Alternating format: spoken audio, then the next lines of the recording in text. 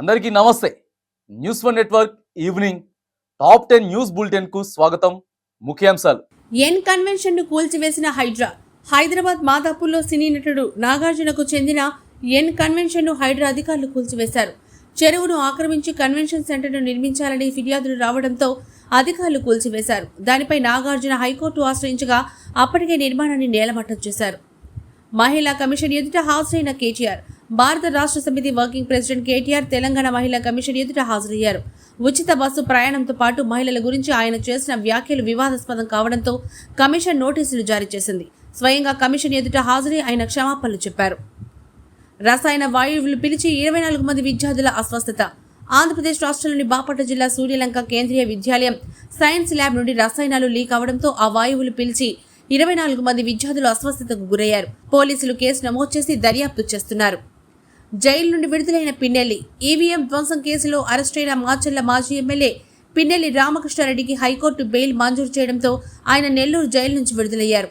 ఆయనకు వైసీపీ కార్యకర్తలు, నాయకులు స్వాగతం పలికారు. డెంగ్యూ విస్తరిస్తున్న ప్రభుత్వ చర్యలు శూన్యం. డెంగ్యూ కారణంగా తెలంగాణలో ఒక్క రోజులోనే 5 చనిపోయారని, అయినా ప్రభుత్వం ఎలాంటి చర్యలు తీసుకోవడం లేదని భారత రాష్ట్ర సమితి వర్కింగ్ ప్రెసిడెంట్ కేటీఆర్ ఆక్షేపించారు.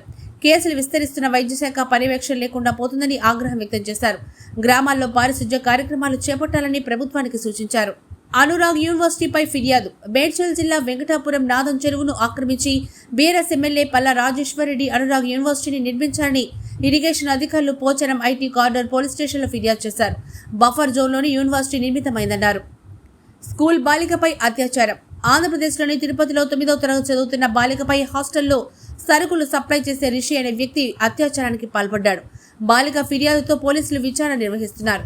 బుధవారం ఈ సంఘటన జరిగిన బాలిక 4 రోజుల తర్వాత పోలీసులకు ఫిర్యాదు చేసింది. సౌదీలో కరీంనగర్ వాసి మృతి. పని కోసం సౌదీ అరేబియా వెళ్లిన కరీంనగర్ నివాసి షహబాజ్ ఖాన్ అనే వ్యక్తి సౌదీ అరేబియా ఎడారిలో చిక్కుకొని మృతి చెందాడు. 5 రోజుల క్రితం స్నేహితుడితో కలిసి కారులో ప్రయాణిస్తుండగా దారి తప్పి ప్రమాదకరమైన రబ్ఖలి ఎడారిలోకి వెళ్లిపోయారు. ఎడారి నుంచి బయటకు రాలేక హైడ్రేషన్ కారణంగా స్నేహితుడితో సహా షహబాజ్ మృతి చెందాడు. స్వదేశానికి చేరుకున్న ప్రధాని మోడీ. పోలాండ్, ఉక్రెయిన్ దేశాలలో 3 రోజుల పాటు పర్యటించిన భారత ప్రధాని నరేంద్ర మోడీ స్వదేశానికి చేరుకున్నారు. పోలాండ్ ప్రధాని డొనాల్డ్ టస్క్, ఉక్రెయిన్ అధ్యక్షుడు జెలెన్స్కీతో భేటీ, పలు రంగాల్లో ఒప్పందాలు చేసుకున్నారు. అంతర్జాతీయ క్రికెట్కు ధావన్ వీడ్కోలు. టీమిండియా మాజీ ఓపెనర్ శిఖర్ ధావన్ అంతర్జాతీయ క్రికెట్తో పాటు డొమెస్టిక్ క్రికెట్కు రిటైర్మెంట్ ప్రకటించారు. ఆయన తన కెరీర్లో 34 టెస్టులు, 167 వన్డేలు, 68 టీ20 మ్యాచ్లు ఆడారు. 24 సెంచరీలు, 79 హాఫ్ సెంచరీలు నమోదు చేసి 10,867 పరుగులు సాధించారు. తదుపరి తాజా వార్తల కోసం చూస్తూనే ఉండండి న్యూస్ వన్ నెట్వర్క్.